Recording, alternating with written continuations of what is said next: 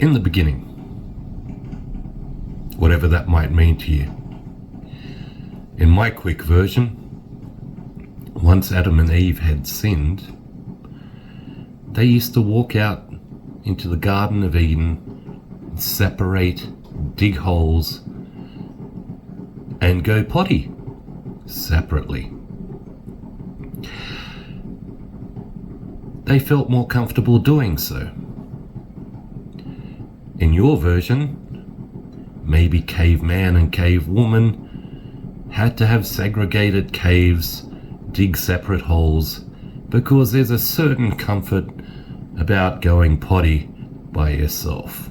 As time progressed, our cultures and countries adapted and liked the idea of not having to share spaces with the opposite sex.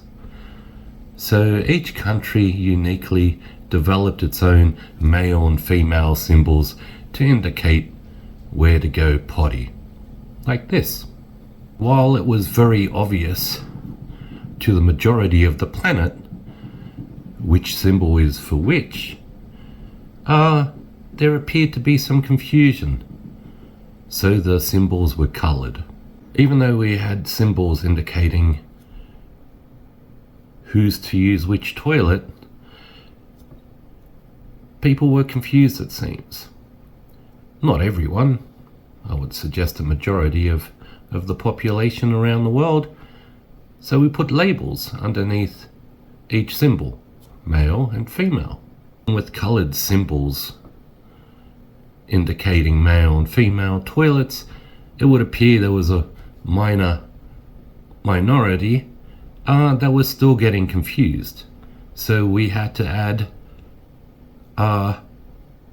arrows to ensure people were heading in the right direction.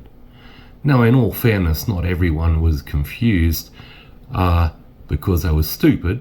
There was a small percentage of people who were stupid, but some people legitimately didn't know because they may have had impairments, like they were blind. In order to cater for the major populace of the world,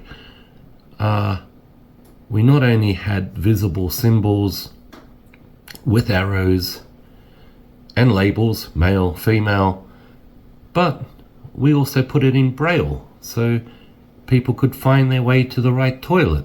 Human history determines certain things, and sometimes we learn and grow and understand.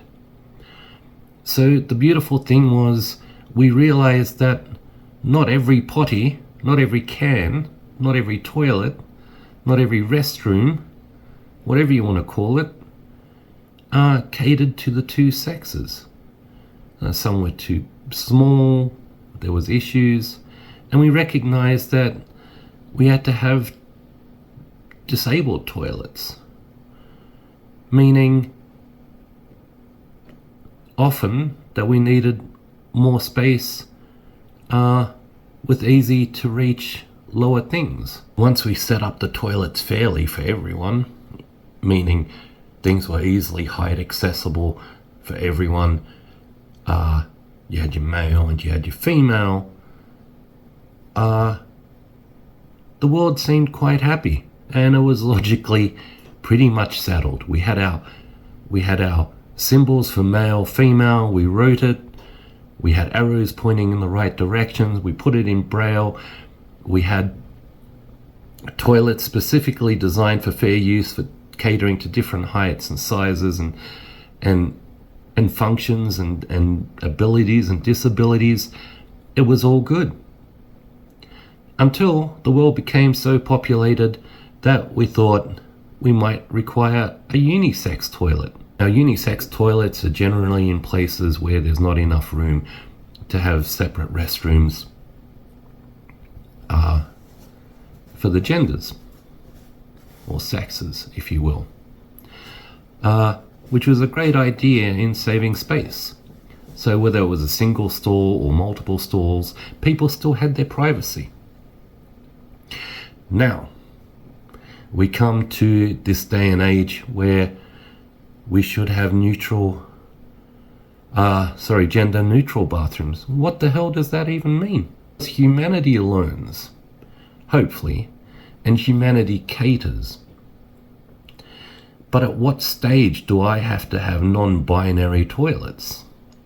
At what stage do I have to cater to the endless amount of genders that people want to dream up?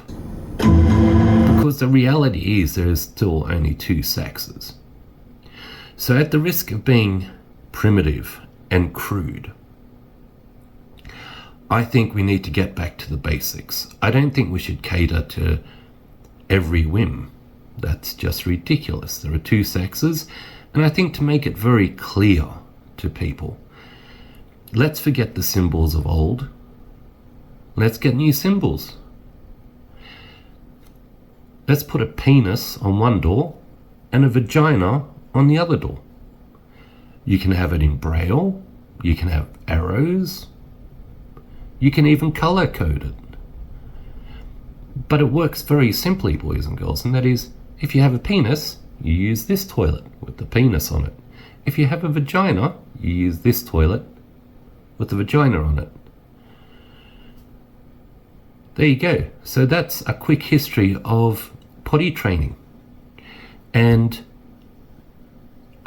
future advice on how to not confuse it. It's very, very, very simple. Good morning, everybody.